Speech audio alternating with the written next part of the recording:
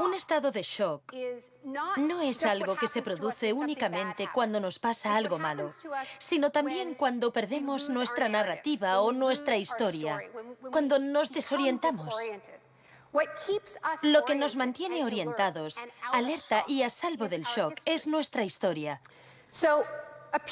Una época de crisis como la que estamos viviendo es ideal para pensar en la historia, en la continuidad, en las raíces. Es un buen momento para situarnos en la historia de la lucha humana. La doctrina del shock.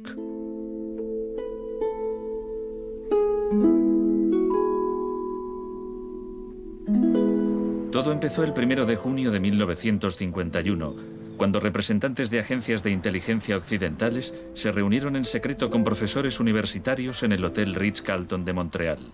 Como resultado de esta reunión, el ejército financió una investigación sobre el aislamiento sensorial en la Universidad de McGill. El aislamiento sensorial es una forma de producir una monotonía extrema. Provoca una reducción de la capacidad crítica, nubla la mente y el sujeto se queja de que ni siquiera puede fantasear. Y cuando un estudiante universitario no es capaz de fantasear, mal asunto.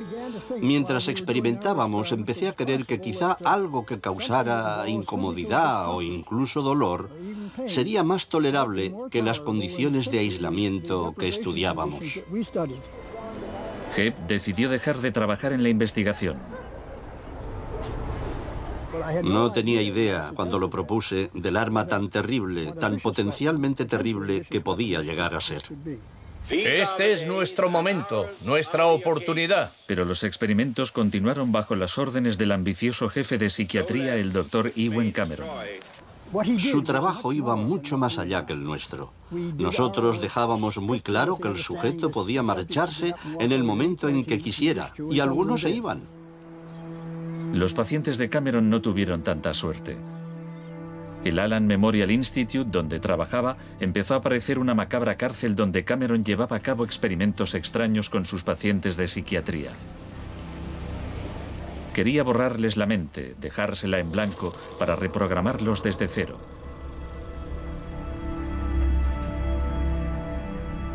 Janine Huart, una joven madre de 4 hijos, padecía una depresión posparto.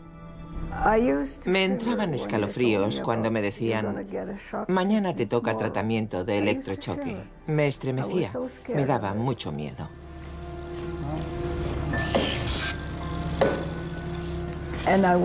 Despertaba en otra habitación, totalmente confundida y triste. Y me quedaba muy afligida después. Iba por ahí caminando como una zombie. Cameron combinaba los electrochoques con las curas de sueño y la repetición de mensajes grabados. Decía: Janine, Janine, estás rehuyendo tus responsabilidades. No quieres cuidar de tu marido ni de tus hijos. Lo repetía una y otra vez. Suena como si la interrogaran. Sí, como si me interrogaran, pero ¿con qué objeto? La CIA no tardó en poner en práctica los hallazgos de Cameron. Muchas de sus técnicas figuran en el manual Kubark de interrogatorios para el contraespionaje. He aquí unos fragmentos. Es una tesis central del manual que estas técnicas son, en esencia, métodos para provocar la desviación de la personalidad. Hay un intervalo, que puede ser muy breve, de animación suspendida, una especie de shock psicológico o parálisis. Los interrogadores expertos reconocen este efecto cuando se da y saben que desde ese momento el sujeto está mucho más abierto a la sugestión, mucho más dispuesto a obedecer que justo antes de sufrir el shock. El otro Dr. Shock.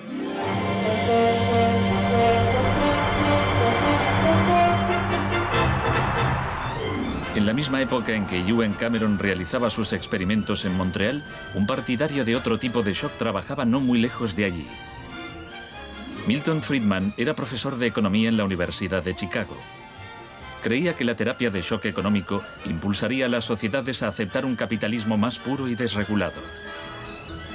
En octubre de 2008, durante la mayor crisis financiera desde 1929, Naomi Klein acudió a la Universidad de Chicago para hablar de Milton Friedman.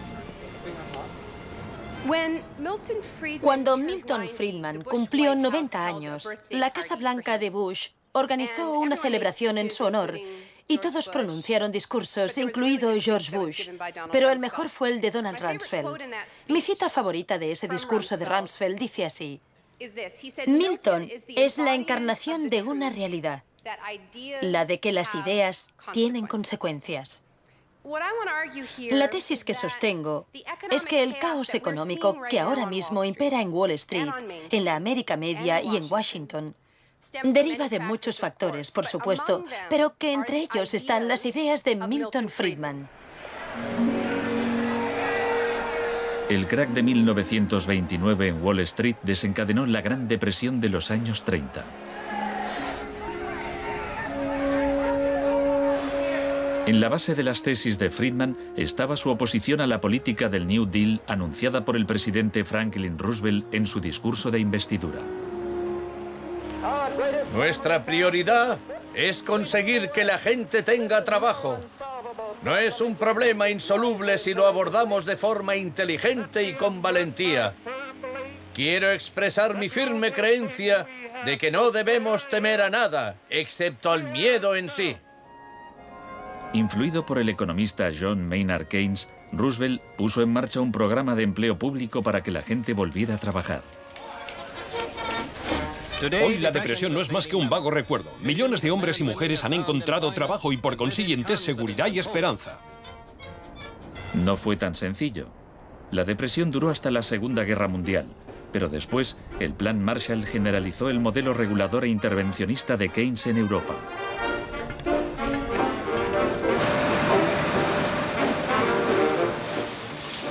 Sus principios gozaron de gran aceptación, aunque no por parte del Departamento de Economía de la Universidad de Chicago.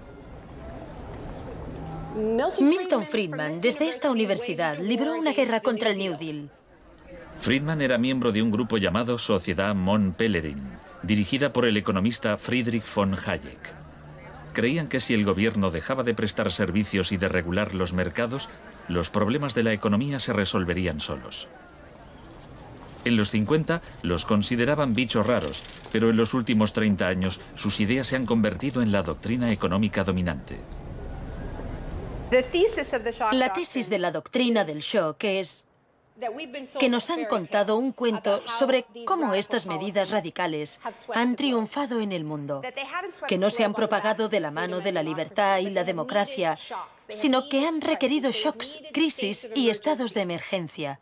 Milton Friedman entendía la utilidad de las crisis. Solo una crisis, real o percibida, produce auténticos cambios. Cuando esa crisis sobreviene, las medidas que se toman dependen de las ideas que flotan en el ambiente. Primera puesta a prueba, Chile. Fue en Chile donde los seguidores de Friedman aprendieron a explotar un shock o crisis a gran escala. Por lo general, los voceros del neoliberalismo, los publicistas oficiales, ni siquiera mencionan a Chile. Empiezan a contar la historia a partir de Thatcher y Reagan, porque eso queda mucho mejor. En los años 50 y 60, las medidas progresistas de desarrollo en Chile eran un modelo para la zona. El gobierno invertía en salud, educación e industria. Las empresas estadounidenses temían por sus inversiones. Como respuesta, el Departamento de Estado comenzó a becar a estudiantes de Chile y el resto de Sudamérica para que estudiaran economía de libre mercado con Milton Friedman. La Universidad de Chicago tenía un convenio con la Universidad Católica de Chile que permitía a muchos chilenos venir a Chicago, donde les impartíamos formación y se doctoraban. Los estudiantes regresaban a Chile a dar clases. El Departamento de Economía de la Universidad Católica en Santiago se convirtió en una mini escuela de Chicago. Arnold Harberger, el economista que dirigía el programa, se describía como misionero totalmente entregado. En 1970, la Unidad Popular de Salvador Allende ganó las elecciones con un programa que proponía nacionalizar grandes sectores de la economía. La compañía de teléfonos pertenecía en su mayor parte a la empresa estadounidense ITT, que encabezó los intentos de evitar que Allende fuera presidente. Contaba con el apoyo de Richard Nixon en la Casa Blanca. Yo no estuve allí, pero puedo decirle lo que sabemos con certeza en la actualidad. Él encargó a la CIA que impidiera que Allende asumiese la presidencia e intentaron convencerme de que instigara al ejército chileno cuando Allende resultó elegido. A pesar de las maniobras de la CIA, Allende juró el cargo de presidente.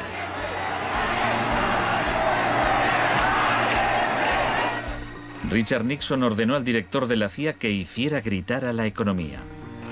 El señor Nixon es presidente de Estados Unidos y yo soy presidente de Chile. Yo no tendré un término despectivo contra el señor Nixon mientras el señor Nixon respete al presidente de Chile. Comenzó a fraguarse un golpe militar. Los Chicago Boys chilenos se pusieron a trabajar en un programa económico de 500 páginas llamado El Ladrillo. Con dinero de Estados Unidos se hizo todo lo posible por desestabilizar la economía. Se declaró una huelga de camioneros que paralizó fábricas y tiendas. Hubo un golpe de Estado fallido el 29 de junio de 1973. Después, el 11 de septiembre, bajo el mando del general Pinochet, el ejército asaltó el Palacio Presidencial. El shock de la guerra. Chile había disfrutado durante 41 años ininterrumpidos de un régimen democrático que estaba siendo derrocado por medio de la violencia. Para Pinochet y sus partidarios el golpe era una guerra, y desde luego estaba concebido para parecerlo. Fue el precursor chileno de la doctrina militar de shock y pavor.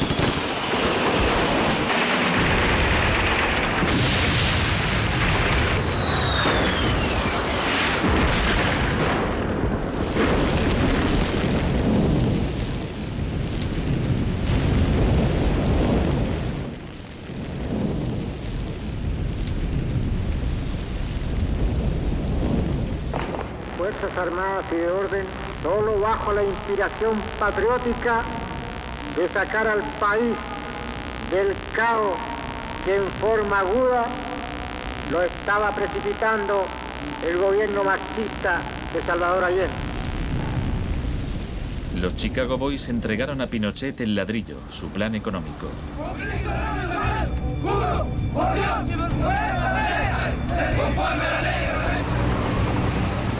Los días siguientes, más de 13.000 opositores fueron detenidos y encarcelados.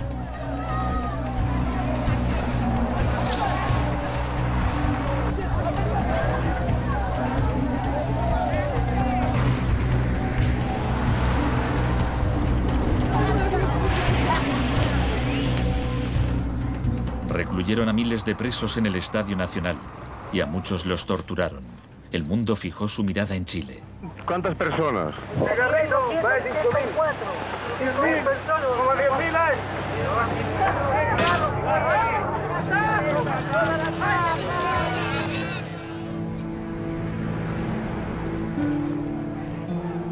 A principios de noviembre liberaron a 5.000 presos.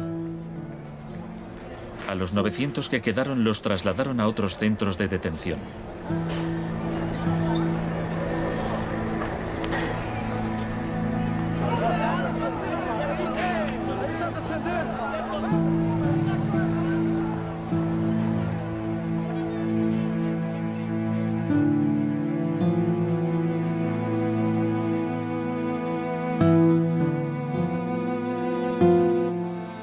Menos de un mes después, la FIFA dejó a Chile jugar una eliminatoria para el Mundial de Fútbol en ese mismo estadio. Su rival, la Unión Soviética, se negó a jugar allí, así que se permitió a Chile marcar en portería vacía y clasificarse para el Mundial de 1974. Porque fueron tocando sin adversario hasta el otro lado. El shock económico.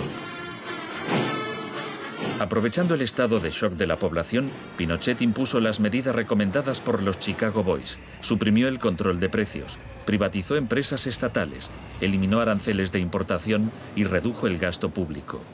Más tarde, Friedman reconoció abiertamente la importancia del experimento chileno.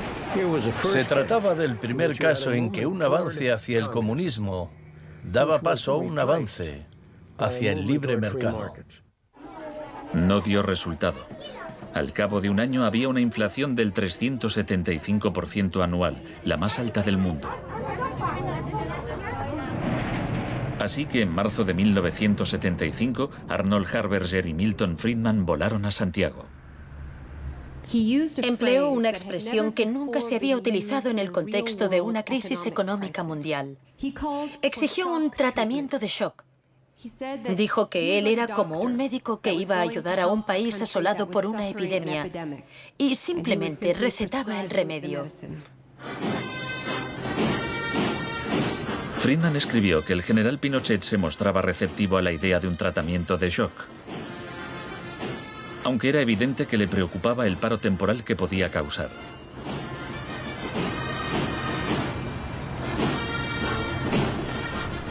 Pronto quedó claro que la política económica de Friedman favorecería a los ricos a costa de los pobres. Se calculaba que una familia que intentara subsistir con el salario mínimo tendría que gastar el 74% de sus ingresos en pan. Viajar en autobús o beber leche se había convertido en un lujo. Pinochet acabó con la distribución gratuita de leche en las escuelas, disposición similar a la polémica medida que había tomado la joven ministra de Educación británica que más tarde sería su amiga. ¿Me siento aquí? Gracias. Muchas gracias. Para poder imponer estas políticas económicas, había que sembrar el miedo hacia un enemigo. Tampoco creo yo que se haya triunfado totalmente sobre el marxismo. El marxismo es como un fantasma. Cuesta mucho tomarlo. Mejor dicho, no se puede tomar.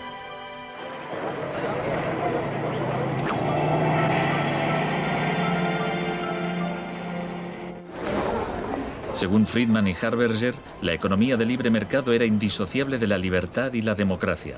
Pero en Chile, donde sus ideas se estaban aplicando en el contexto de una dictadura militar, no era así. Muchos latinoamericanos veían una relación directa entre los shocks económicos que empobrecían a millones de personas y las torturas infligidas a quienes creían en una sociedad distinta. Orlando Letelier era uno de ellos. Letelier había sido embajador de Allende en Washington. Pasó un año en una de las cárceles de Pinochet antes de exiliarse en Estados Unidos. En 1976, Letelier escribió: "El plan económico tenía que imponerse por la fuerza, y en Chile esto solo podía conseguirse por medio de miles de asesinatos, el establecimiento de campos de concentración por todo el país y el encarcelamiento de más de 100.000 personas en 3 años.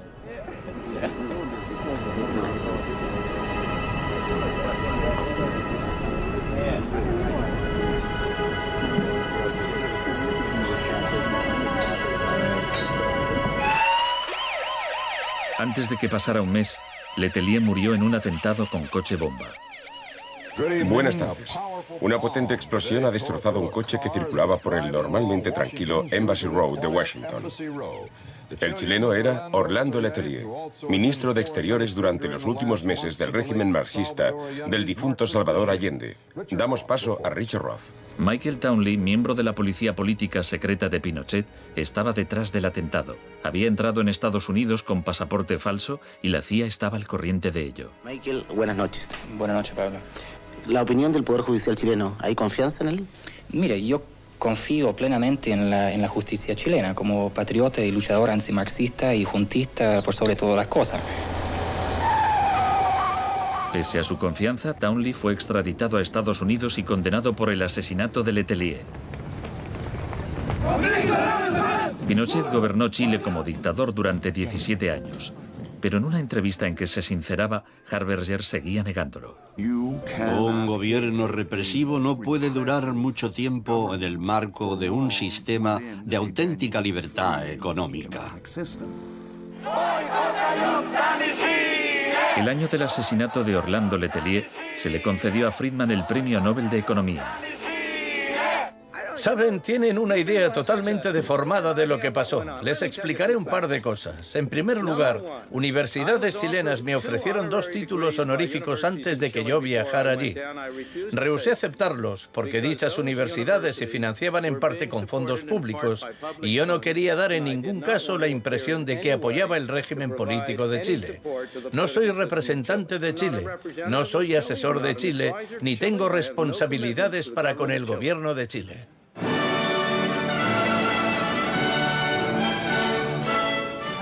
Y ahora le cedo la palabra al profesor Milton Friedman. Friedman, vete a casa. Friedman, vete a casa.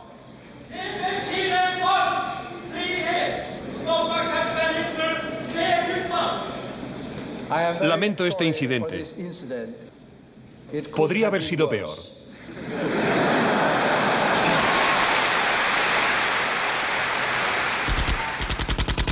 La revolución se propaga.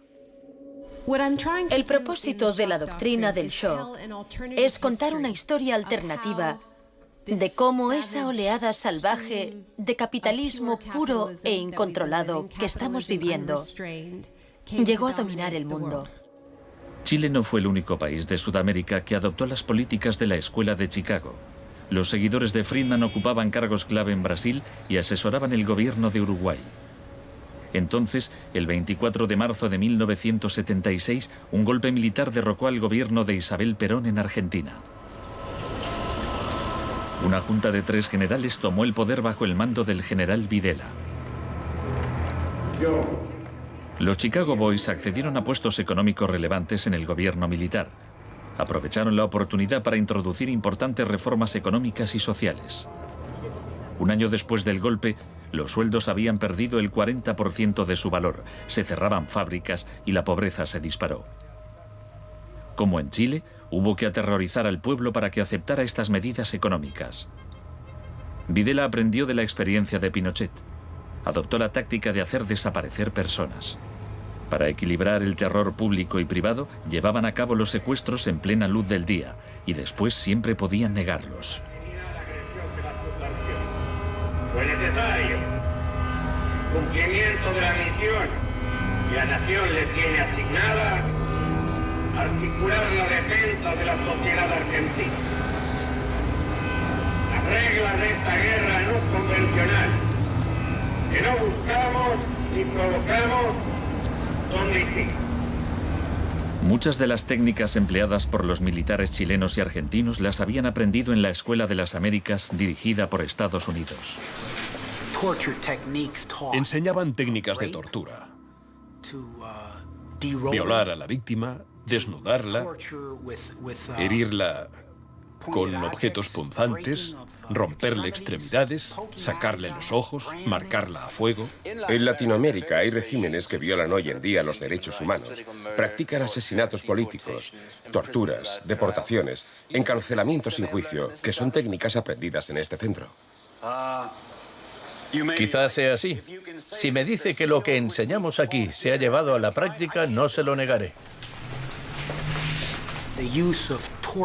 El uso de la tortura contra un soldado enemigo conocido para obtener algún tipo de ventaja militar me parece justificable y acertado. Ir más allá, utilizar las técnicas de tortura solo para intimidar a la gente, es un grave error, poco ético e inmoral. Pero en Argentina y Chile estas técnicas no solo se emplearon con soldados o terroristas, sino con estudiantes y sindicalistas, con todo aquel que se opusiera a la política de libre mercado del régimen.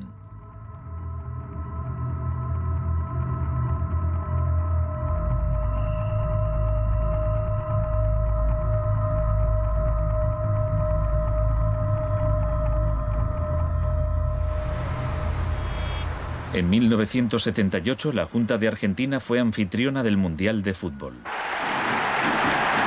La final se jugó en un estadio que estaba aproximadamente a 1 kilómetro del mayor centro de detención del país, donde había miles de presos en cámaras de tortura. Decir que con los goles, con el grito de gol, se tapaba la voz de los secuestrados, los gritos de los secuestrados era una realidad. Organización extraordinaria, miles y miles de banderas, miles y miles de gargantas enronquecidas, 25 millones de argentinos que tienen un solo color, el celeste y blanco. El fútbol ha hecho el milagro del país, de este maíz maravilloso que nos siguen atacando aquellos que... Argentina llevó su régimen de terror un paso más lejos que Chile.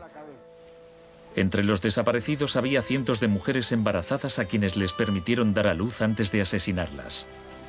De todas aquellas mujeres que estaban embarazadas, les permitieron tener a sus hijos para una vez que nacieran, sacárselos. Y eso sucedió con 500. Yo soy uno de esos 500. Esos niños, muchos de los cuales fueron criados por familias afines al ejército, eran un escalofriante recordatorio del proyecto de la Junta de rehacer toda la sociedad.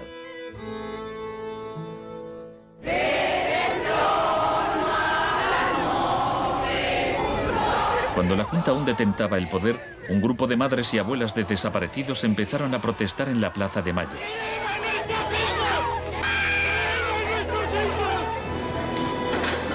Como detectives buscaron a los niños perdidos. Tras la caída de la Junta, localizaron a algunos y los reunieron con sus familias. De vez en cuando encontraban restos. Por lo general, no encontraban nada. El general Videla fue declarado culpable de asesinato, secuestro y tortura. Señores jueces, nunca más. Se le condenó a cadena perpetua.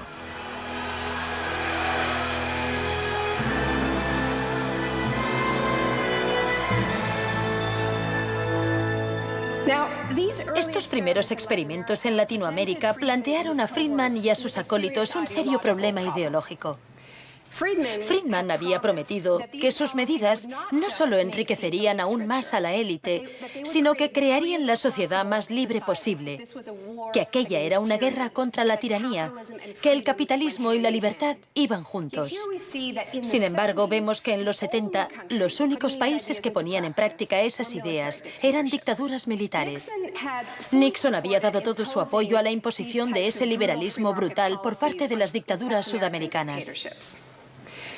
En cambio, el caso de la política económica dentro de Estados Unidos, donde Nixon se estaba jugando la reelección, era harina de otro costal. La Escuela de Chicago y el mundo anglosajón. Friedman mantenía una relación cordial con Nixon. Varios de sus colegas y discípulos de la Escuela de Chicago obtuvieron cargos en el gobierno. Entre ellos Donald Rumsfeld. Con la ayuda de Dios. Enhorabuena. Gracias.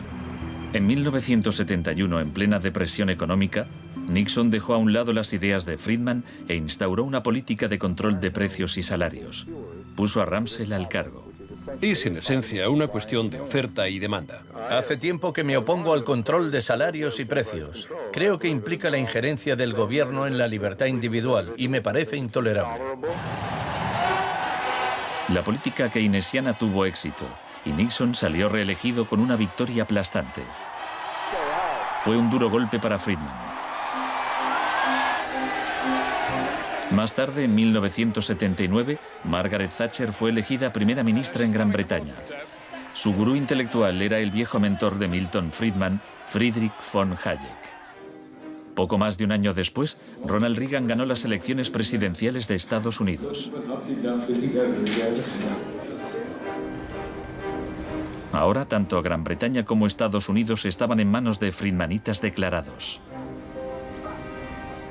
El programa con que Margaret Thatcher llegó al poder se basaba en 4 puntos: recortar el gasto público, bajar los impuestos, reducir el número de empresas estatales o paraestatales, desregular la industria e introducir una política monetaria moderada y estable para combatir la inflación.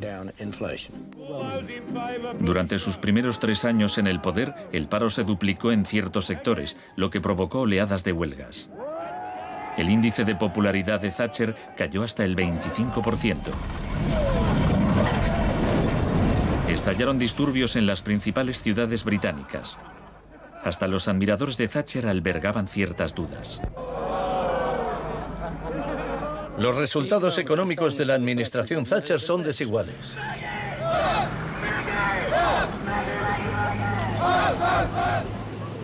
A quienes esperan ansiosos a que yo haga caso del eslogan favorito de los medios, dar vuelta atrás, solo puedo decirles una cosa: dad vuelta atrás vosotros si queréis. La dama no es partidaria de ello.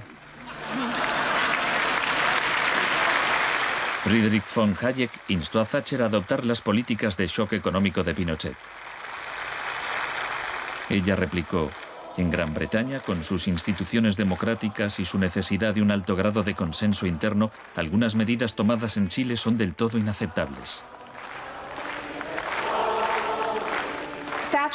La enorme impopularidad de Thatcher demostraba una vez más que el fundamentalismo del libre mercado era demasiado impopular y perjudicaba directamente a demasiada gente como para sobrevivir en un sistema democrático que requería el consentimiento de los gobernados, a diferencia de una dictadura militar. Lo que sacó a Thatcher del abismo y salvó finalmente el proyecto fue una crisis. La crisis suprema, de hecho. Una guerra. Estamos aquí porque, por primera vez en muchos años, un territorio de soberanía británica ha sido invadido por un país extranjero.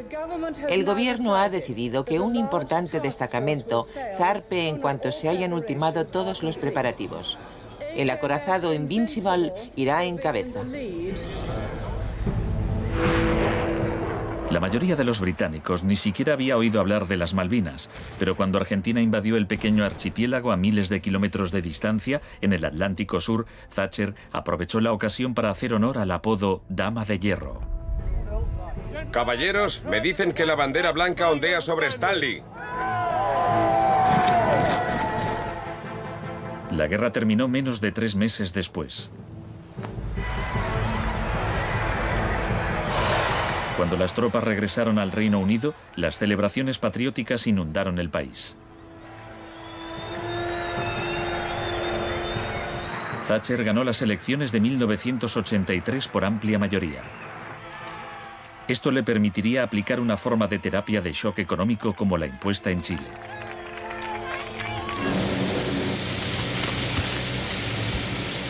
La organización de trabajadores más poderosa del país era el Sindicato Nacional de Mineros.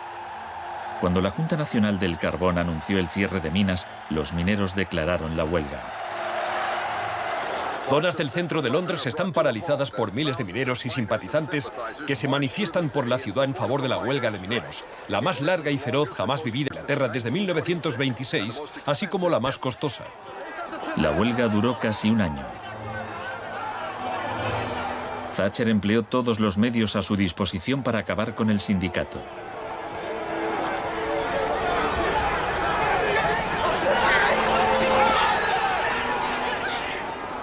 Al final, los mineros fueron derrotados. Thatcher aprovechó esta victoria para implantar la revolución de la Escuela de Chicago en su país. Una serie de anuncios vistosos promocionaba un programa de privatizaciones masivas. Thatcher vendió la industria del acero, el agua, la electricidad, el gas, el teléfono, aerolíneas, el petróleo. Privatizó las viviendas públicas, salieron a concurso los servicios municipales. En 1986 se desregularon los servicios financieros y la banca. Se le llamó el Big Bang. No hace falta que le recuerde a ninguno de los presentes que el Big Bang es solo el principio. En el Reino Unido, antes de Thatcher, un gerente general ganaba 10 veces más que el empleado medio. En 2007 ganaba más de 100 veces más.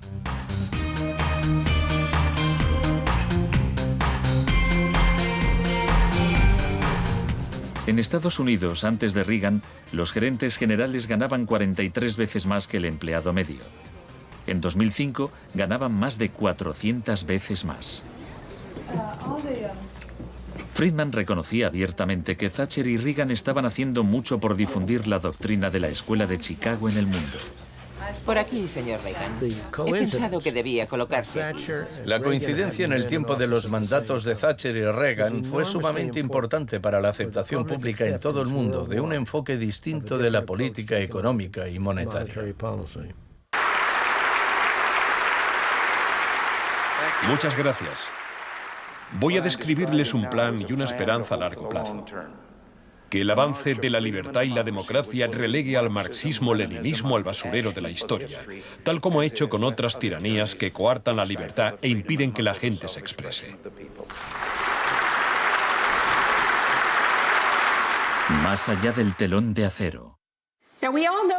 Todos conocemos el cuento de hadas sobre la caída del comunismo.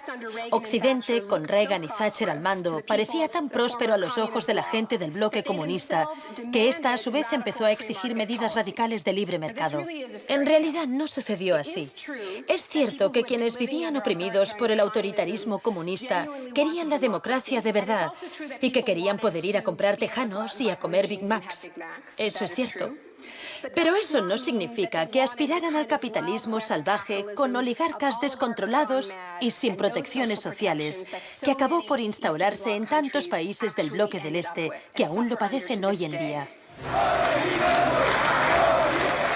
Thatcher había hecho lo posible por socavar el poder de los sindicatos en el Reino Unido, pero en 1988 viajó a Polonia para ofrecerle su apoyo al sindicato Solidaridad.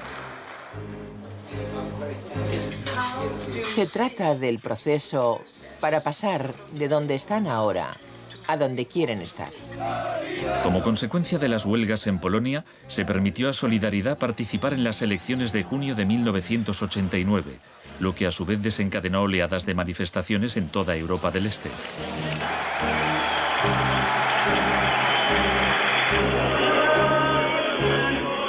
En épocas anteriores, la Unión Soviética había utilizado la fuerza para aplastar los movimientos democráticos. Pero ahora la URSS tenía un líder distinto, Mikhail Gorbachov, impulsor de la Glasnost y la Perestroika. Hablaba de una tercera vía, de una transición gradual hacia una socialdemocracia a la escandinava, algo a medio camino entre el capitalismo de libre mercado y el comunismo. Gorbachov cautivó al público y los políticos de Occidente. Es un líder audaz, decidido y valiente. Ante la mirada de Gorbachov, los viejos regímenes comunistas se desmoronaron uno a uno.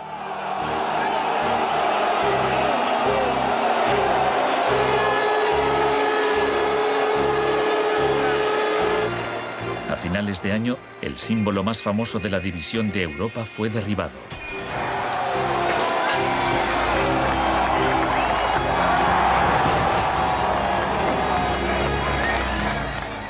Para Friedman y los Chicago Boys, se abrieron las puertas de todo un mundo nuevo.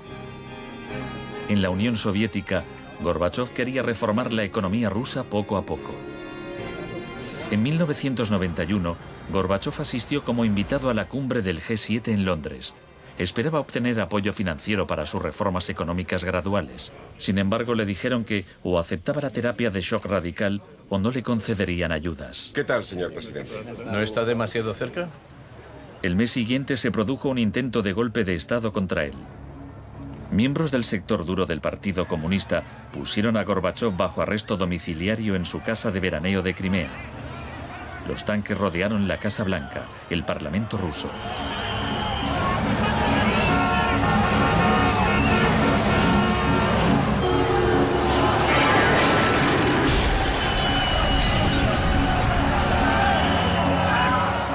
En el caos de los enfrentamientos callejeros, era evidente que, para reforzar su posición, el sector duro debía recurrir a la violencia. Estos choques entre el pueblo y las fuerzas del orden son algo nunca visto desde los tiempos lejanos de la Revolución Rusa. Hoy, cuando amanecía sobre un mar de escombros, empezaba a quedar claro que el golpe se estaba desmoronando. El edificio del Parlamento ruso estaba a salvo. El ejército no había intervenido. Y en el interior, Yeltsin tenía más poder que nunca.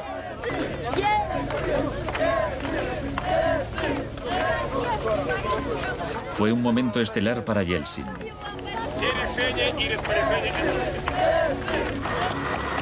Gorbachov fue puesto en libertad y regresó a Moscú, pero había perdido buena parte del poder. Aplaudo los elevados principios del pueblo ruso y también los del presidente Boris Yeltsin. En diciembre de 1991 se disolvió la Unión Soviética, un shock profundo para el pueblo ruso. Yeltsin se hizo cargo entonces de la política económica de la Federación Rusa. El libre mercado llegó a Rusia y con él el caos. La adopción de las doctrinas de la Escuela de Chicago por parte de Rusia marcó el principio de un nuevo capítulo en la cruzada por el libre mercado. Fue shock en estado puro, sin nada de terapia. Pese a los intentos oficiales por promover el capitalismo popular, lo cierto es que un puñado de empresarios amasó grandes fortunas. Se vendieron empresas estatales a precio de saldo. La prensa rusa apodó a los asesores de Yeltsin los Chicago Boys.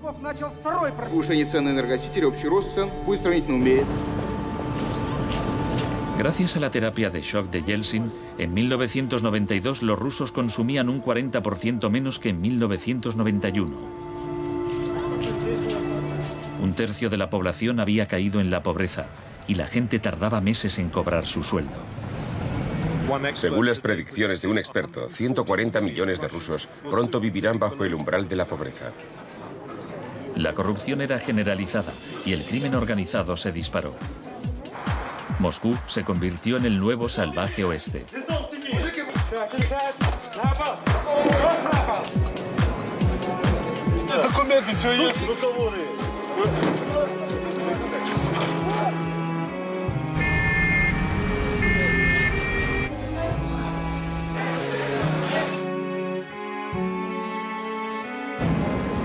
La mayoría de los rusos se oponía a que el radicalismo de los Chicago Boys se implantase en su país. En marzo de 1993, el Parlamento tomó una decisión crucial. Votó a favor de retirarle a Yeltsin los poderes especiales que le había otorgado. Yeltsin instauró un régimen especial. El Tribunal Constitucional lo declaró ilegal.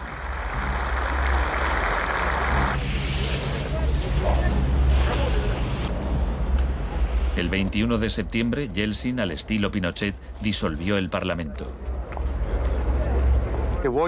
A partir de hoy quedan suspendidas las funciones legislativas, administrativas y de control del Parlamento de la Federación Rusa. Occidente puso su influencia al servicio de Yeltsin. Creemos que Boris Yeltsin es la mayor esperanza para la democracia en Rusia. 2 días después, el Parlamento votó a favor de destituir a Yeltsin por 636 votos a 2. Miles de partidarios del Parlamento se congregaron frente a la Casa Blanca e intentaron tomar la televisión.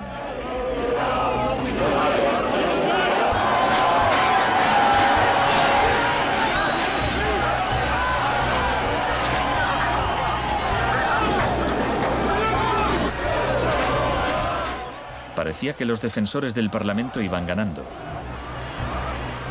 Yeltsin voló de regreso a Moscú de su casa vacacional. Esa noche, 100 manifestantes murieron en los enfrentamientos con las fuerzas de Yeltsin.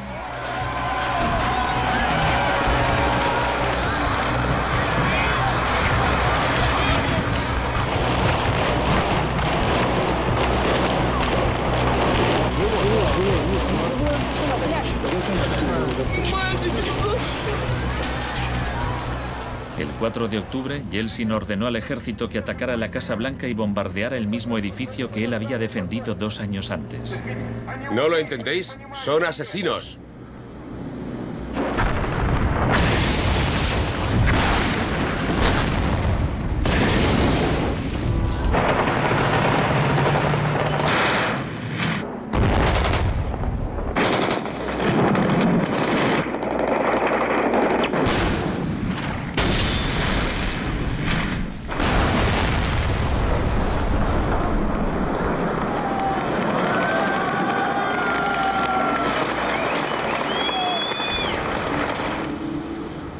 Warren Christopher, el secretario de Estado norteamericano, dijo: Estados Unidos no suele apoyar la suspensión de parlamentos, pero corren tiempos excepcionales.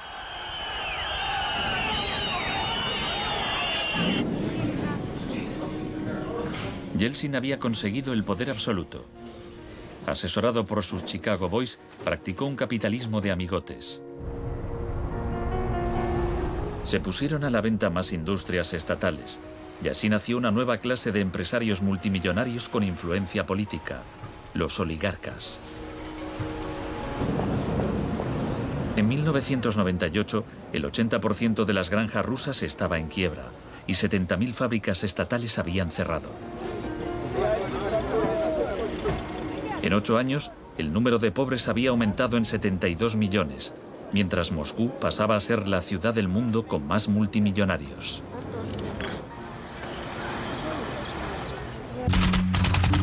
Un nuevo enemigo.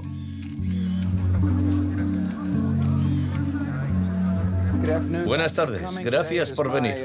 Es un honor para mí anunciarles que voy a proponer a Donald Rumsfeld como secretario de Defensa.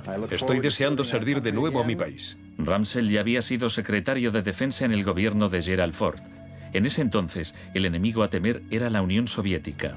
No afirmo que nos estén invadiendo los rusos, sino sus tendencias. No digo que midan 3 metros, sino que medían 1,60 m, ahora 1,80 m y siguen creciendo. Ahora había un nuevo enemigo más cerca de casa. El 10 de septiembre de 2001, Rumsfeld expuso en un discurso sus planes para privatizar parte del ejército de Estados Unidos. Milton Friedman se habría sentido orgulloso. Decía: hoy hablaré de un adversario que representa una grave amenaza para la seguridad de Estados Unidos. Dicho adversario es uno de los últimos bastiones de la planificación central. Gobierna a golpe de planes quinquenales. Podría parecer que este adversario es la antigua Unión Soviética, pero ese enemigo ya no existe. Tenemos a este adversario mucho más cerca. Es la burocracia del Pentágono. Hoy le declaramos la guerra a la burocracia. Al día siguiente, el vuelo 77 de American Airlines se estrelló en el Pentágono y mató a 184 personas.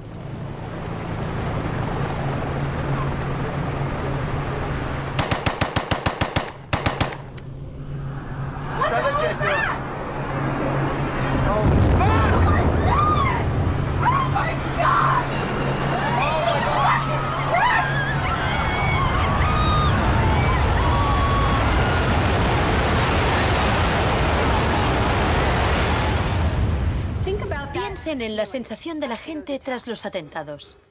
¿Quién es esa gente? ¿De dónde son? ¿Por qué nos odian? Se produjo una rotura de esquemas colectiva. No vivíamos en el mundo en que creíamos vivir.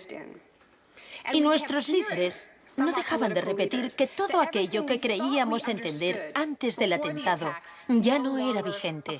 Se acuñó una nueva frase, mentalidad pre-11S.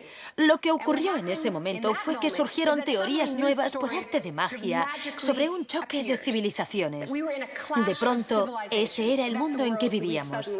Resultó que había un eje del mal y que estábamos librando una guerra contra el terrorismo.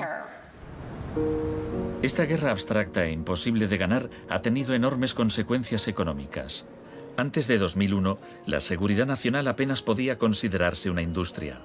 Hoy en día es más importante que las industrias del cine y la música juntas. Entre el 11 de septiembre de 2001 y el año 2006, el Departamento de Seguridad Nacional pagó $130.000 millones a contratistas privados. Este es el complejo del capitalismo del desastre, una nueva economía basada en el miedo. Será una batalla monumental entre el bien y el mal. La guerra contra el terrorismo, primera parte. La mejor defensa contra el terror es una ofensiva global contra él, allí donde esté. La primera fase de esta guerra fue el bombardeo de Afganistán.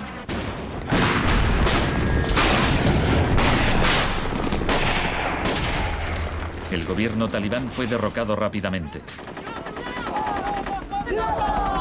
La posguerra resultó más complicada. Nuestra lucha contra el terrorismo empezó en Afganistán, pero no acaba allí. Buscamos sobre todo detenidos que nos sirvan para extraerles información.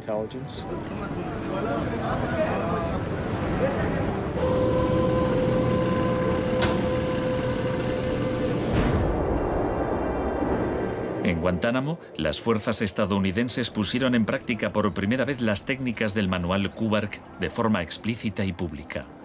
Oficialmente aprobadas por la Casa Blanca, fueron mostradas abiertamente por televisión en todo el mundo. El aislamiento, tanto físico como psicológico, debe mantenerse desde el instante de la captura. La capacidad de resistir se ve reducida por la desorientación. Los presos deben guardar silencio en todo momento y jamás se les debe permitir hablar entre sí. 3 de los presos, Asif Iqbal, Rual Ahmed y Shafiq Rasul, eran de Tipton, Inglaterra. Pasaron más de 2 años en Guantánamo antes de que los liberasen sin cargos. No te dejaban hablar con nadie, ni hacer nada, ni estar de pie. Te obligaban a pasarte todo el rato ahí sentado. Yo pensaba, ¿qué demonios está pasando? ¿Dónde estoy? ¿Pasaremos aquí el resto de nuestra vida? ¿Podremos regresar a casa, volver a ver a nuestra familia? De los 779 presos retenidos en la bahía de Guantánamo, solo 3 han sido condenados por algún delito.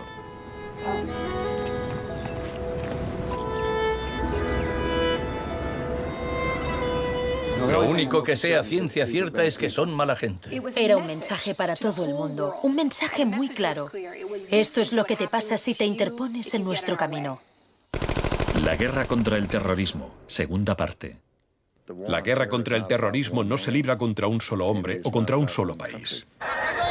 Se alegaron muchas justificaciones para la invasión de Irak.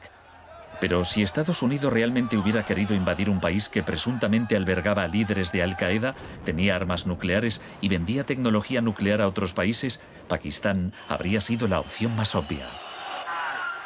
Tenía contactos estrechos con los talibán y el poder estaba en manos de un dictador militar. En cambio, George Bush eligió como objetivo Irak, el país con la tercera mayor reserva de petróleo del mundo.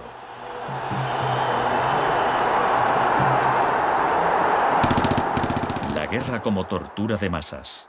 Los planes de guerra del Departamento de Defensa no son como los de la Guerra del Golfo. Están más en la línea de la invasión de Panamá de 1989. Según ha podido saber la CBS, se iniciará en el llamado Día con A de ataques aéreos, ataques tan devastadores que hará que los soldados de Saddam no puedan ni quieran oponer resistencia. La idea es que el bombardeo sea tan intenso que produzca, en palabras textuales, shock y pavor. Si el Pentágono se ciña a su plan de guerra actual, en un día de marzo, la aviación y la armada lanzarán entre 300 y 400 misiles de crucero contra objetivos en Irak, más que en los 40 días que duró la primera guerra del Golfo. Será un ataque de una magnitud nunca antes vista, nunca antes prevista. Harlan Ullman es uno de los artífices del concepto shock y pavor, que consiste en lanzar un gran número de bombas guiadas de precisión. Esto produce un efecto inmediato, como el de las bombas nucleares de Hiroshima. No es cuestión de días o de semanas, sino de minutos.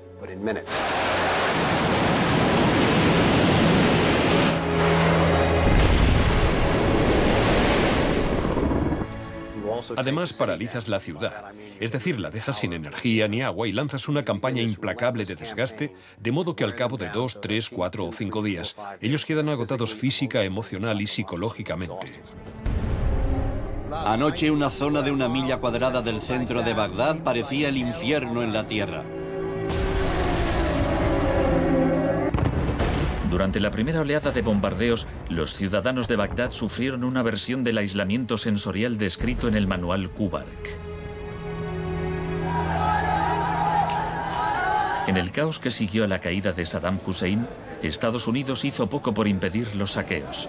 Algunos cargos del gobierno incluso los consideraban un punto de partida para desmantelar el Estado iraquí. John Agresto, encargado de reorganizar la educación superior, veía el saqueo de escuelas como una oportunidad para empezar de cero. De hecho, antes de las sanciones, Irak tenía el mejor sistema educativo de la región y una tasa de alfabetización del 89%. En cambio, en Nuevo México, estado natal de Agresto, el 46% de los ciudadanos eran analfabetos funcionales.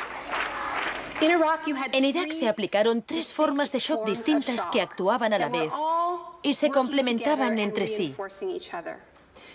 Estaba el shock de la guerra, seguido de inmediato por la terapia de shock económico impuesta por Paul Bremer.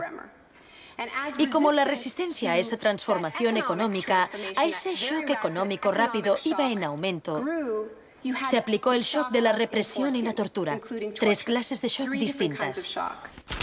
El shock económico.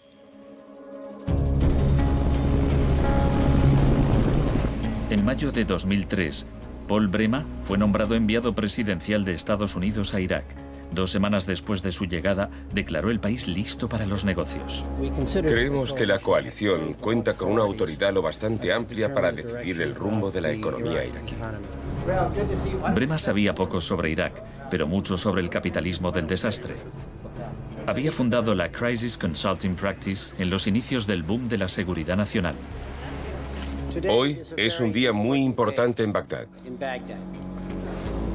Bremer dedicó los primeros 4 meses a aprobar medidas clásicas de la Escuela de Chicago. Rumsfeld aseguraba que Irak tenía unas de las leyes fiscales y de inversión más avanzadas y atractivas del mundo libre. Una de las primeras disposiciones de Bremer fue despedir a 500.000 empleados públicos. Se trataba en parte de un acto de desbaacificación, pero reducir el gobierno era también algo muy friedmanita. Se prometieron fondos para la reconstrucción. Nuestra inversión en el futuro de Afganistán e Irak es el mayor compromiso de estas características desde el Plan Marshall. En realidad, era justo lo contrario. Mientras que el fin del Plan Marshall era impulsar la industria europea, la ayuda a Irak se invirtió en empresas de Estados Unidos. Los pocos iraquíes que consiguieron empleo estaban al final de una serie de subcontratistas. Creative Associates se hizo con contratos por valor de $100 millones para esbozar el programa de estudios e imprimir libros de texto para el sistema educativo. La consultora en gestión y tecnología Bearing Point obtuvo contratos por valor de $240 millones para implantar un sistema de libre mercado en Irak. RTI, con sede en Carolina del Norte, logró contratos por $466 millones para asesorar sobre la instauración de la democracia en Irak. Y a Halliburton se le adjudicaron contratos de coste más incentivos por $20.000 millones. Parsons recibió $186 millones para construir 142 clínicas sanitarias. Solo se terminaron 6. El suministro básico de electricidad y agua apenas mejoró, pese a los miles de millones que se gastaron durante los primeros 4 años. Vamos a triunfar aquí y cuando lo consigamos habremos hecho algo importante, no solo para 25 millones de iraquíes, sino para favorecer los intereses occidentales en la región. Hasta los nuevos billetes iraquíes se imprimían en el extranjero. Les mostraré un ejemplo de estos billetes. Estados Unidos incluso llegó a pagar a empresas privadas para que supervisaran a las empresas privadas que habían logrado contratos.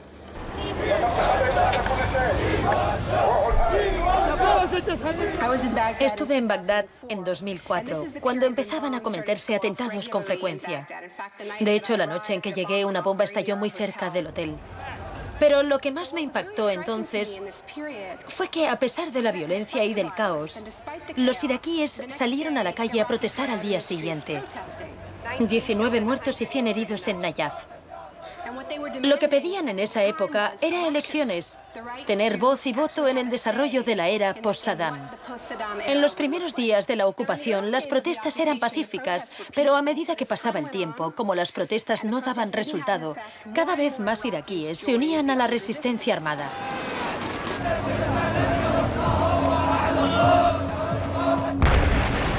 La violencia se descontroló.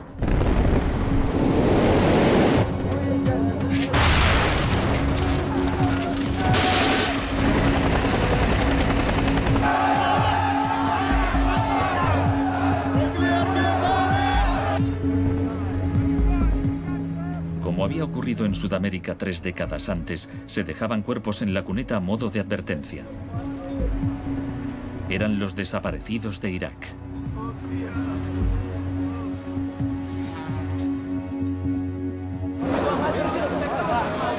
Se tomaron medidas extremadamente agresivas para aplastar a la oposición.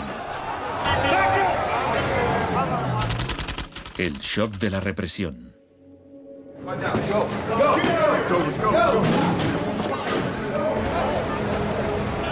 Durante los primeros 3 años y medio de la ocupación, se capturó a 61.500 iraquíes. En la primavera de 2007, 19.000 seguían detenidos. En prisión los interrogaban con técnicas derivadas de las que ideó la CIA, basándose en los experimentos realizados por Ewen Cameron en los años 50.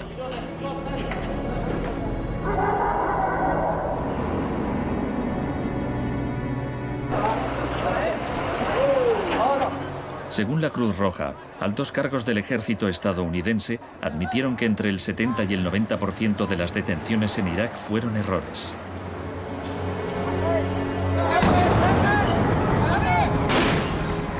Aunque el caos que reina en el país parezca un fracaso de la terapia de shock, en Irak el capitalismo del desastre ha florecido.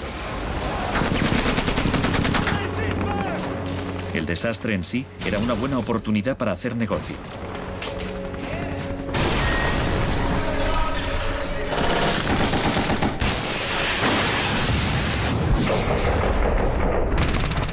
El negocio de la guerra. El gasto militar de Estados Unidos prácticamente se ha duplicado desde 2001. Se acerca a los 700.000 millones de dólares al año. Ya en 1961, el presidente Eisenhower, que no era precisamente de izquierdas, advirtió del peligro de un ejército demasiado poderoso. La conjunción de una estructura militar inmensa y de una gran industria de armamento es algo nuevo en la historia de Estados Unidos. Debemos precavernos contra una adquisición de influencia injustificada, deliberada o no, por parte del complejo industrial militar. No debemos permitir jamás que esa combinación suponga un riesgo para nuestras libertades o nuestros procesos democráticos. La guerra de Irak ha sido el conflicto más privatizado de la historia contemporánea. La zona verde de Bagdad es una versión extrema de lo que está pasando en todo el mundo. Se trata de una zona privada y segura, protegida del caos exterior.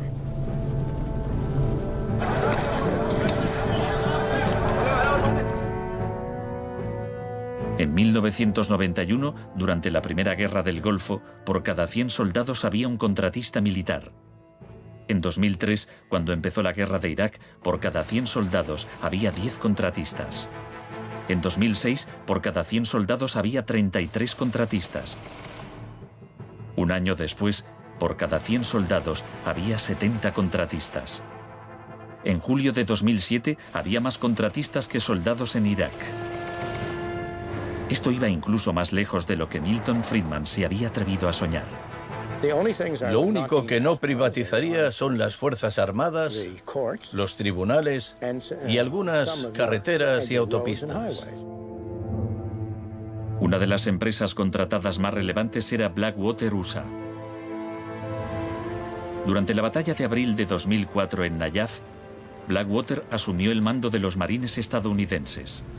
Docenas de iraquíes murieron durante la operación. Estados Unidos había blindado las empresas privadas contra las leyes iraquíes, por lo que éstas funcionaban en un vacío legal, un poco como Guantánamo. Le pregunté al secretario de Defensa hace un par de meses bajo qué se rige.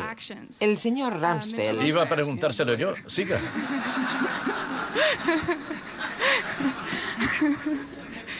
¡Socorro! Iba...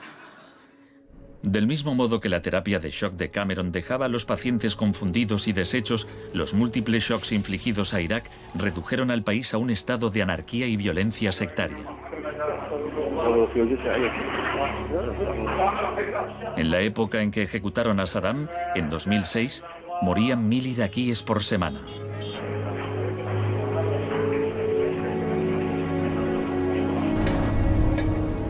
En abril de 2007, la Agencia de la ONU para los Refugiados calculaba que 4 millones de personas habían tenido que abandonar su hogar.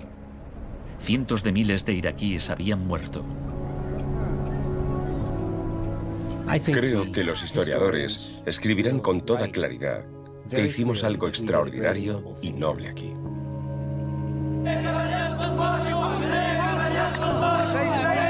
Esta es una manifestación contra el terrorismo americano. Los americanos arrestan y matan a mujeres y niños, insultan a los ancianos y matan a los jóvenes. América es terrorismo, América es terrorismo.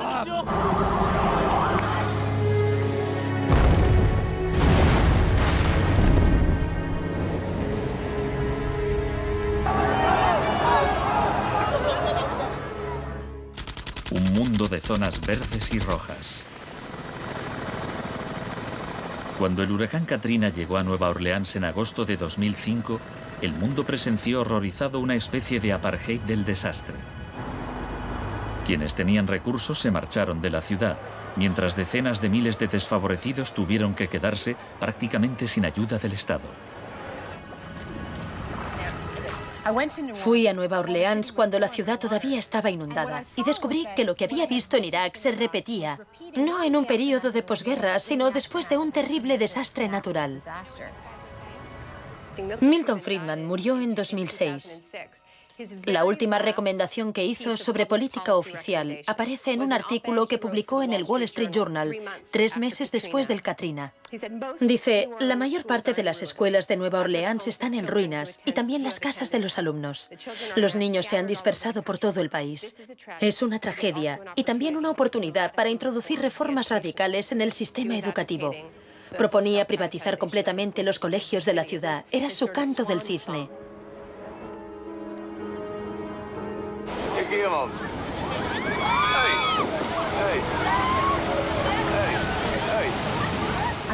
Fui testigo de un proceso similar en Sri Lanka, en los días que siguieron al tsunami de 2004.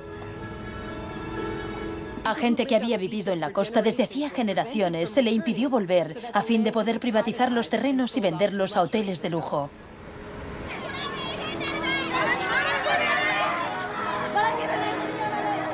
Justo a esto me refiero con la expresión doctrina del shock, al saqueo sistemático del sector público después de un desastre, cuando la gente está demasiado ocupada haciendo frente a la emergencia, a sus problemas diarios, para proteger sus intereses.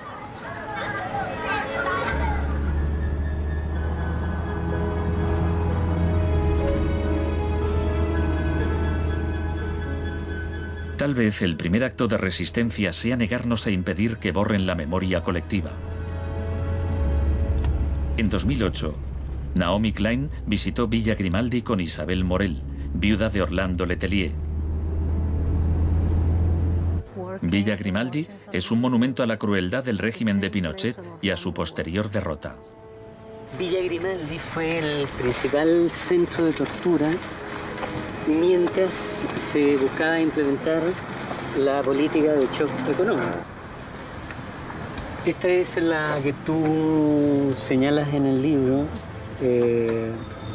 como las casas de uno por uno donde estaban los detenidos en Villa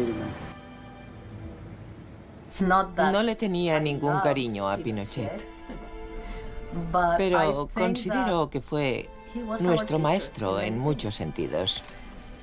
Aprendimos qué era el mal.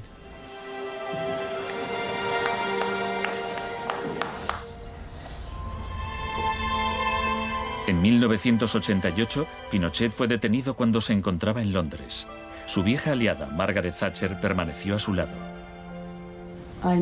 Sé lo mucho que le debemos.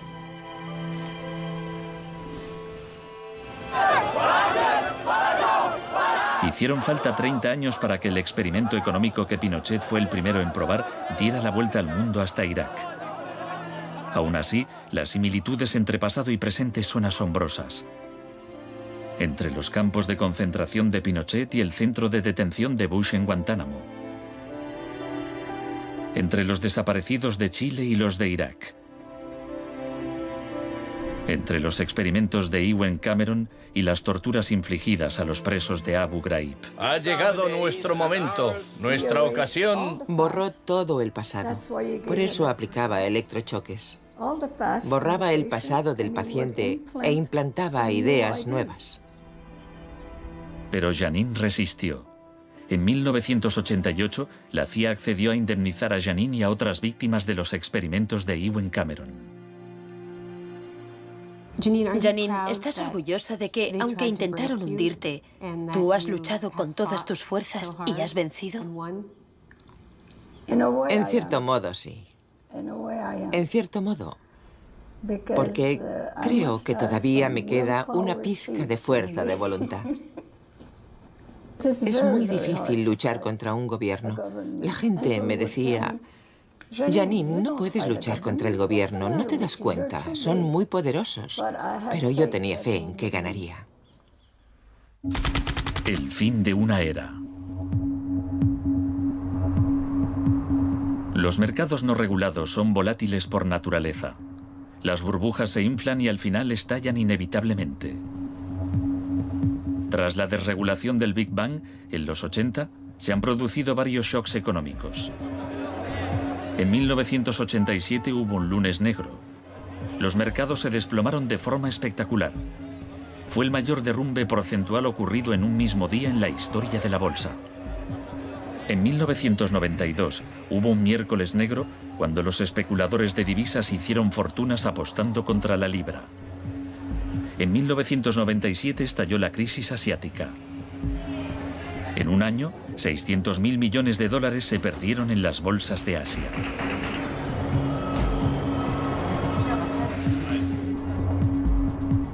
Y finalmente, en septiembre de 2008, los mercados financieros implosionaron.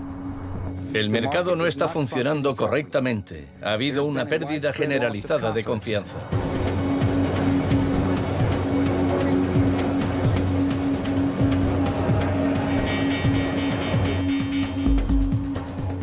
El 15 de septiembre, Lehman Brothers se acogió al capítulo 11 de la Ley de Quiebras. Solo una semana después, se anunció que los empleados de sus oficinas en Nueva York cobrarían 2.500 millones de dólares en primas. Se calcula que empresas de Wall Street pagaron 18.400 millones en primas el año del crack. Pese al torrente de retórica populista de quienes dicen plantar cara a los peces gordos y defender a los ciudadanos sencillos y no a Wall Street, nos encontramos ante una transferencia de riqueza de proporciones incalculables. Se está transfiriendo riqueza del sector público, de las manos del gobierno, que la ha recaudado de la gente de a pie en forma de impuestos, a manos de las empresas y los individuos más ricos del mundo. Huelga decir que son los mismos individuos y empresas responsables de la crisis. Nos encontramos en medio de un tsunami crediticio imprevisible.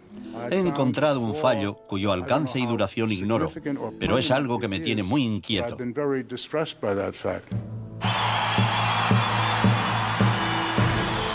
Estados Unidos, la crisis financiera propició la victoria de Obama. El país quería cambiar de rumbo. ¡Hola, Chicago! Esta crisis está claramente considerada por casi todo el mundo un resultado directo de esta ideología concreta de la desregularización y la privatización. La magnitud de la crisis abre una puerta a la esperanza. La doctrina del shock como estrategia solo funciona si no sabemos que existe. Lo que me parece más esperanzador de la crisis económica actual es que esta táctica se está desgastando, pues el factor sorpresa ha desaparecido. Los tenemos calados y ya no nos engañan. Nos estamos volviendo a prueba de shocks.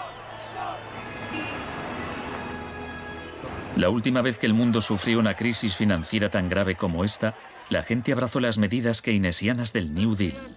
Quiero expresar mi firme creencia de que no debemos temer a nada, excepto el miedo mismo. Más de 1 millón de personas se desplazó a Washington para asistir al discurso de investidura de Obama. Muchos periodistas lo compararon con Franklin Roosevelt. Últimamente se han trazado muchos paralelismos entre Obama y Franklin Delano Roosevelt. Así que hablaré un poco de este último. Les contaré una anécdota estupenda que podría ser inventada sobre cuando lo visitaban representantes de sindicatos u organizaciones progresistas y le proponían medidas nuevas y avanzadas para que las incluyese en el New Deal. Él los escuchaba con atención y al final decía: ahora salid ahí fuera y obligadme a hacerlo. Y ellos así lo hacían. En 1937, año clave para el New Deal, ¿saben cuántas huelgas se declararon en Estados Unidos? 4.740 huelgas que duraban un promedio de 20 días. ¿Saben cuántas huelgas hubo en 2007? 2. 21. En fin, la otra razón para recordar esta historia de la lucha social es que nos dice algo muy importante, algo que debemos recordar en estos momentos en que nos jugamos tanto. Nos enseña que si queremos políticas contra la crisis que hagan de este mundo un sitio más sano, justo y pacífico, tendremos que salir ahí fuera y obligarlos. Gracias.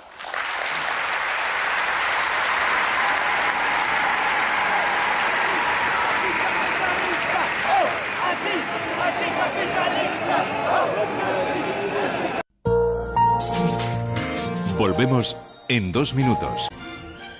Milton Friedman era profesor de economía en la Universidad de Chicago. Creía que la terapia de shock económico impulsaría a las sociedades a aceptar un capitalismo más puro y desregulado. En octubre de 2008, durante la mayor crisis financiera desde 1929, Naomi Klein acudió a la Universidad de Chicago para hablar de Milton Friedman. Cuando Milton Friedman cumplió 90 años, la Casa Blanca de Bush organizó una celebración en su honor y todos pronunciaron discursos, incluido George Bush, pero el mejor fue el de Donald Rumsfeld. Mi cita favorita de ese discurso de Rumsfeld dice así: Milton es la encarnación de una realidad, la de que las ideas tienen consecuencias. La tesis que sostengo es que el caos económico que ahora mismo impera en Wall Street, en la América Media y en Washington, deriva de muchos factores, por supuesto, pero que entre ellos están las ideas de Milton Friedman. El crack de 1929 en Wall Street desencadenó la Gran Depresión de los años 30.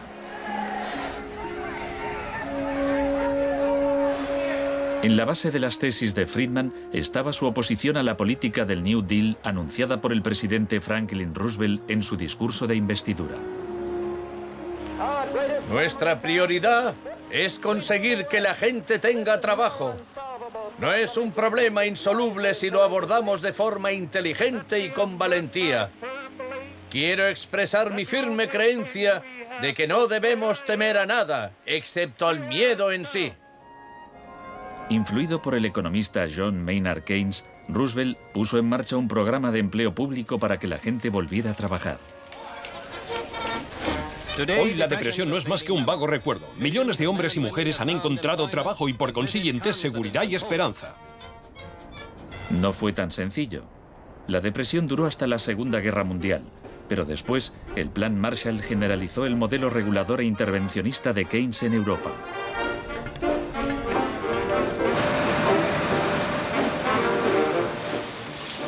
Sus principios gozaron de gran aceptación, aunque no por parte de hizo aparecer una macabra cárcel donde Cameron llevaba a cabo experimentos extraños con sus pacientes de psiquiatría. Quería borrarles la mente, dejársela en blanco para reprogramarlos desde cero.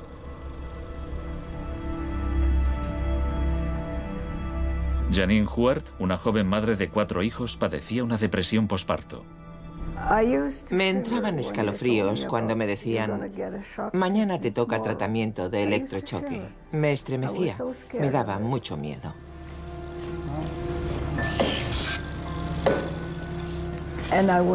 Despertaba en otra habitación, totalmente confundida y triste. Y me quedaba muy afligida después. Iba por ahí caminando como una zombie. Cameron combinaba los electrochoques con las curas de sueño y la repetición de mensajes grabados. Decía, Janine, Janine, estás rehuyendo tus responsabilidades. No quieres cuidar de tu marido ni de tus hijos. Lo repetía una y otra vez. Suena como si la interrogaran. Sí, como si me interrogaran, pero ¿con qué objeto? La CIA no tardó en poner en práctica los hallazgos de Cameron. Muchas de sus técnicas figuran en el manual Kubark de interrogatorios para el contraespionaje. He aquí unos fragmentos. Es una tesis central del manual que estas técnicas son, en esencia, métodos para provocar la desviación de la personalidad. Hay un intervalo, que puede ser muy breve, de animación suspendida, una especie de shock psicológico o parálisis. Los interrogadores expertos reconocen este efecto cuando se da y saben que desde ese momento el sujeto está mucho más abierto a la sugestión, mucho más dispuesto a obedecer que justo antes de sufrir el shock. El otro Doctor Shock.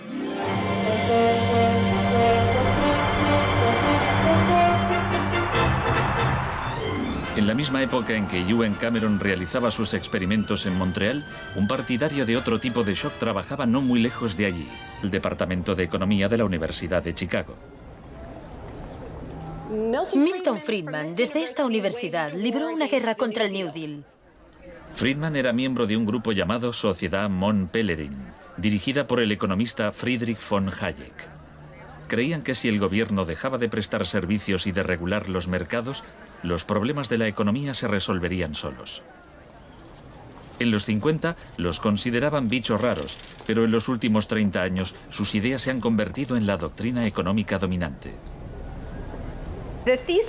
La tesis de la doctrina del shock es que nos han contado un cuento sobre cómo estas medidas radicales han triunfado en el mundo, que no se han propagado de la mano de la libertad y la democracia, sino que han requerido shocks, crisis y estados de emergencia.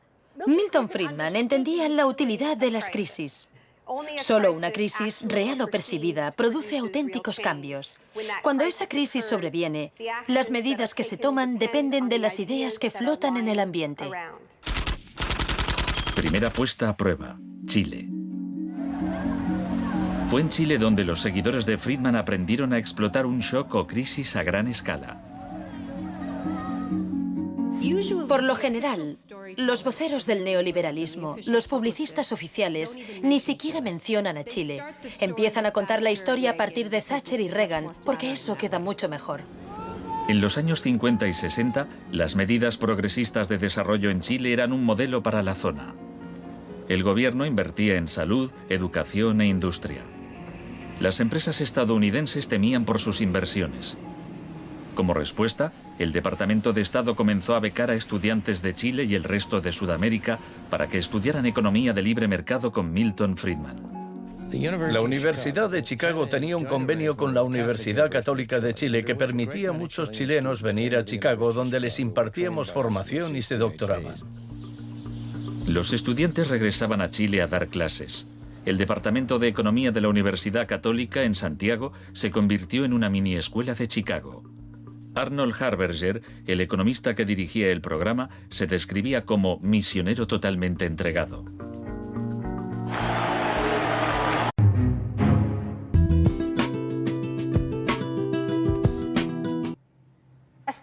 Un estado de shock no es algo que se produce únicamente cuando nos pasa algo malo, sino también cuando perdemos nuestra narrativa o nuestra historia, cuando nos desorientamos. Lo que nos mantiene orientados, alerta y a salvo del shock es nuestra historia. Una época de crisis como la que estamos viviendo es ideal para pensar en la historia, en la continuidad, en las raíces. Es un buen momento para situarnos en la historia de la lucha humana. La doctrina del shock.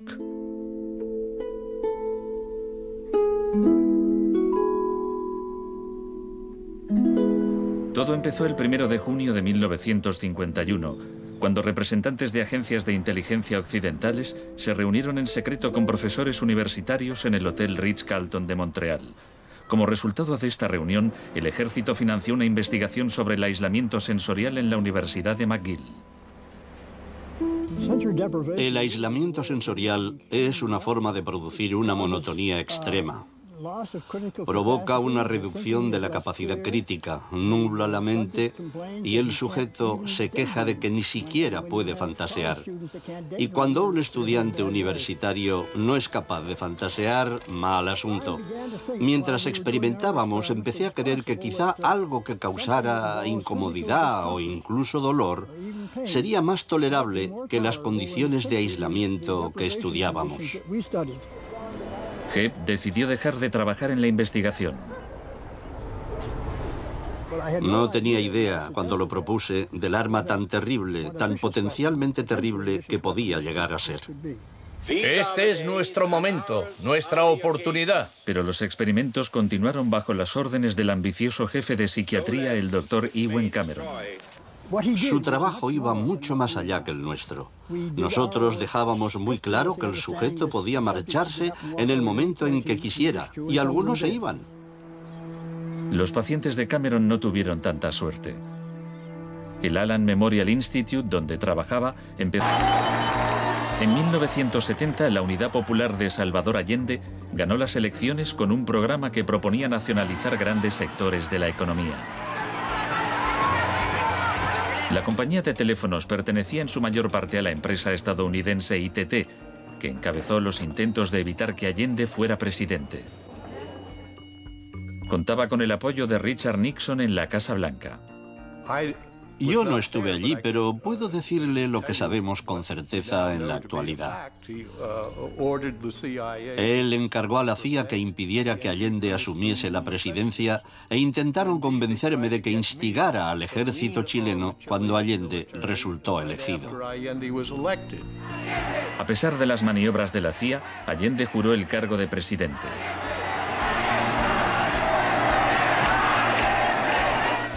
Richard Nixon ordenó al director de la CIA que hiciera gritar a la economía. El señor Nixon es presidente de Estados Unidos y yo soy presidente de Chile. Yo no tendré un término despectivo contra el señor Nixon mientras el señor Nixon respete al presidente de Chile. Comenzó a fraguarse un golpe militar. Los Chicago Boys chilenos se pusieron a trabajar en un programa económico de 500 páginas llamado El Ladrillo. Con dinero de Estados Unidos se hizo todo lo posible por desestabilizar la economía. Se declaró una huelga de camioneros que paralizó fábricas y tiendas. Hubo un golpe de Estado fallido el 29 de junio de 1973. Después, el 11 de septiembre, bajo el mando del general Pinochet, el ejército asaltó el Palacio Presidencial. El shock de la guerra. Chile había disfrutado durante 41 años ininterrumpidos de un régimen democrático que estaba siendo derrocado por medio de la violencia. Para Pinochet y sus partidarios el golpe era una guerra, y desde luego estaba concebido para parecerlo. Fue el precursor chileno de la doctrina militar de shock y pavor.